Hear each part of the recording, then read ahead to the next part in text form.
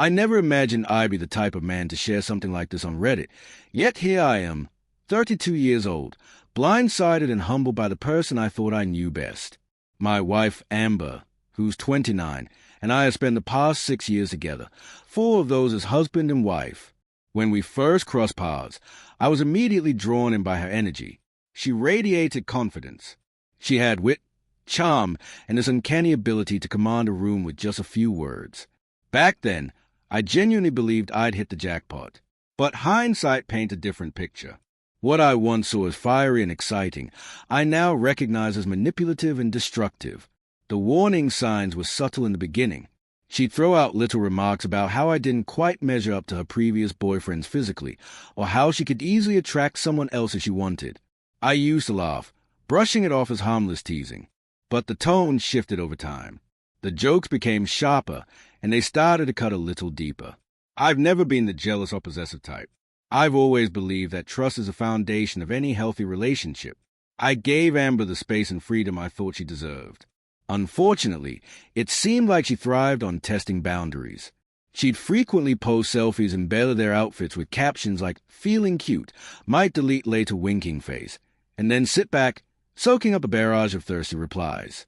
When I'd express concern, she'd dismiss it with a smirk and say, "Don't be so insecure.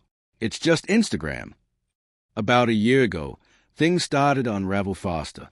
Our arguments became more frequent, often triggered by trivial things. I'd come home from work to find her already buzzed from wine, buried in her phone, barely acknowledging my presence.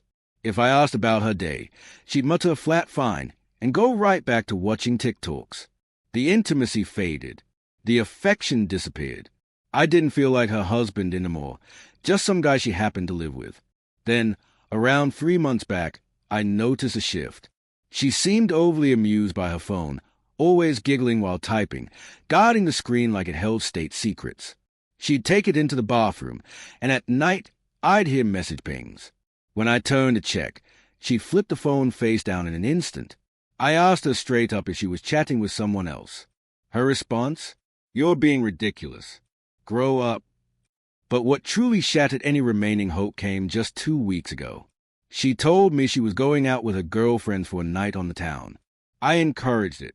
I figured some space might help. That was until a mutual friend, Leah, spotted her out, hand in hand with a guy, laughing like she was on a first date. Leah hadn't intended to get involved, but once she realized I was in the dark, she sent me photos. That night, I confronted Amber. She didn't deny it, didn't flinch. She met my eyes and said coldly, "Maybe if you gave me something to stay interested in, I wouldn't have to look somewhere else." Something inside me just switched off. I didn't scream. I didn't cry. I felt nothing. I was done begging for attention from someone who found satisfaction in pushing me away. But the nail in the coffin came just last Friday. She claimed she wanted to repair our marriage and suggested we go out together. I agreed, partly out of habit, partly out of a foolish sliver of hope. We went to a restaurant. Halfway through dinner, she casually said, "Oh, by the way, I invited someone I've been talking to. I think you guys should meet." I stared at her in confusion until I saw him walking in. It was him, the same guy from the pictures Leah had sent me. Her Tinder fling. She had brought him to our date night. With a smug grin, she said, "Relax. He's just a friend. Don't get jealous." Then she did something that sealed everything for me. She started openly flirting with him right in front of me. She leaned in close, ran her fingers down his arm, laughed at everything he said like it was the funniest thing in the world, tossing out jokes laced with sexual innuendo. And the whole time, she kept glancing at me, watching to see if I'd explode. That's when I realized she wasn't even pretending anymore. This wasn't about sneaking around. She wanted me to react. She was craving a scene. Drama was her oxygen. But this time, I didn't give her the chaos she wanted. Instead, I smiled calmly and said, "If that's the kind of man you're into, by all means." She looked stunned. "What?" "You heard me," I said. "It's obvious you're more interested in him than me. So go ahead." I stood up without raising my voice, settled the bill, turned to the guy, who now looked like he regretted every decision that brought him to this moment, and said, "Best of luck. Man, you'll need it. Walking out of that restaurant, something inside me shifted. No anger, no heartbreak, just an overwhelming sense of relief. I felt free.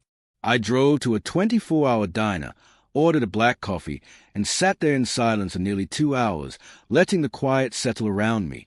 My phone buzzed a few times. Amber, of course, texting things like seriously and you're being ridiculous. Same tone, same manipulation, no ownership, just more of the emotional games I've been enduring for years. I didn't respond. When I got back home, the place was dark. She hadn't returned yet. I walked to the bedroom, packed a small bag, gathered my essentials, some documents, clothes, the basics, and left. No drama, no confrontation. I didn't even bother with a note. The next morning, I checked into a hotel and made a call to a divorce lawyer. That was the moment I stopped pretending we could fix this. I had spent years telling myself we were just in a rough patch, blaming her behavior on her past, on trauma, on stress. I bent over backward trying to be understanding. But somewhere along the way, I forgot that I deserved peace too. 2 days later, Amber finally called. Not to apologize, of course not, but to ask, "So what now?" "You just walk away." I told her calmly, "I'm filing for divorce." There was a pause. Then she burst out laughing like it was the most ridiculous thing she'd ever heard. "You're not serious. You're ending our marriage over one dinner? Over a joke." "It wasn't a joke," I replied. "You've been disrespecting me for a long time. That night just made it clear how far gone we are." "Wow," she said. "So you're throwing away everything just because your ego took a hit?"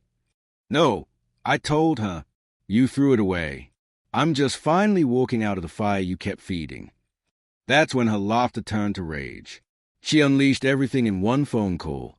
Called me weak, accused me of being emotionally distant, claimed I didn't know how to handle a real woman. It felt like every toxic word she'd ever buried was coming out all at once. I hung up. After that, I cut off all contact. I told my lawyer to handle everything. I blocked her on every platform, changed my passwords, and even distanced myself from mutual friends who tried to play peacemaker. I was done being her emotional dartboard.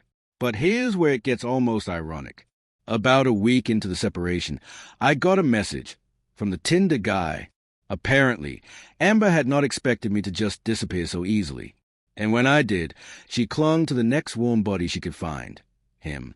According to his message, she'd been texting him nonstop, showing up at his job, acting like they were soulmates.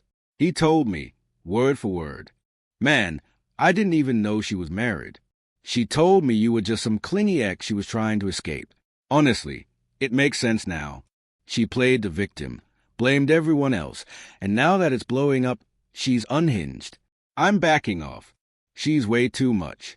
Emotionally all over the place." I wished him the best. Poor guy didn't know what he'd stepped into. Meanwhile, Amber kept trying to reach out. Different numbers, different emails. The tone changed like the stages of grief. First angry, then desperate, then manipulative. "I miss you. We can work this out. You're just throwing away years together." But I didn't answer. For the first time in our entire relationship, I didn't react. I didn't try to fix things. I didn't try to explain. I finally understood.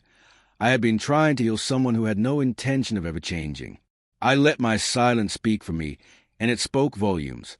Just 2 weeks after submitting the divorce paperwork, something surprising began to happen. I was sleeping better. The weight that had sat on my chest for years was suddenly gone. I wasn't tiptoeing through my own home anymore, dreading which version of her I'd be facing or trying to decode who she was texting under the table. For the first time in a long while, I could actually breathe.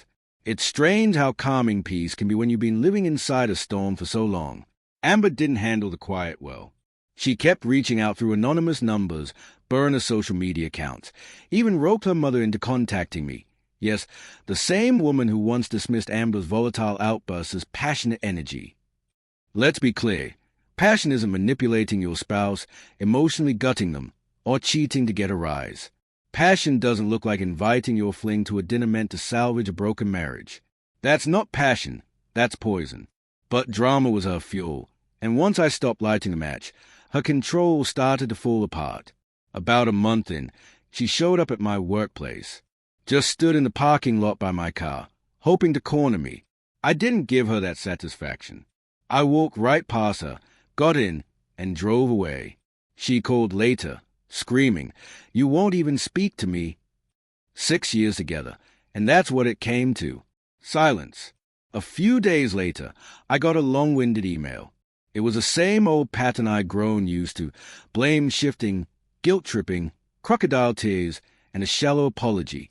She claimed she wasn't in the right headspace, said flirting with that guy was just an attempt to feel something again.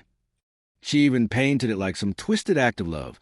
I was trying to wake you up. As if I'd been sleepwalking through the nightmare she created for 4 years. Then came the accusations. Cold, cruel, overreacting. Apparently, I was a villain for no longer playing along with her cruelty. Really? You bring a guy from Tinder to our "let's try and fix this" dinner, and act like I'm the problem because I chose not to be humiliated anymore? Nope, I didn't reply. I simply forwarded the email to my attorney and moved forward. Time passed. The divorce was finalized. I got to keep the car, got my name off the mortgage, thank God, and took most of the savings. Turns out, those screenshots and messages she left behind were all the proof I needed to show emotional betrayal. She tried to contest the terms, but one particular message she sent to that Tinder guy sealed the deal. It is so boring. I just want to see how far I can push him before he finally snaps. Well, I didn't snap. I walked, and that's what broke her the most. Since the paperwork came through, she's gone completely quiet. A mutual friend told me the guy she toyed with ditched her too. Apparently, she started stalking him, showing up uninvited, clinging like they were a couple, even trying to post pictures like they were in love. He cut her off completely. That friend asked how I was doing. And honestly, I told him I've never felt better. I've started going to the gym again, reconnected with people I lost touch with, began therapy, which has been life-changing. I've even dipped a toe back into dating, but this time I'm taking things slow and steady. No more chaos. No more emotional warfare. I'm building a life rooted in calm, in stability, on my terms. So if you're reading this and your relationship feels like you're constantly walking a tightrope, being tested, belittled, or guilted into staying, you don't need to wait for some explosion to justify leaving. The moment you realize you're being toyed with to satisfy someone else's need for control, that's enough. That's not love. That's manipulation. Amber didn't want healing. She wanted chaos. She wanted a reaction. What she got was a door quietly closing behind me. And I haven't looked back. Thanks for staying through to the end. If this resonated with you, feel free to follow along. There's more real talk coming soon.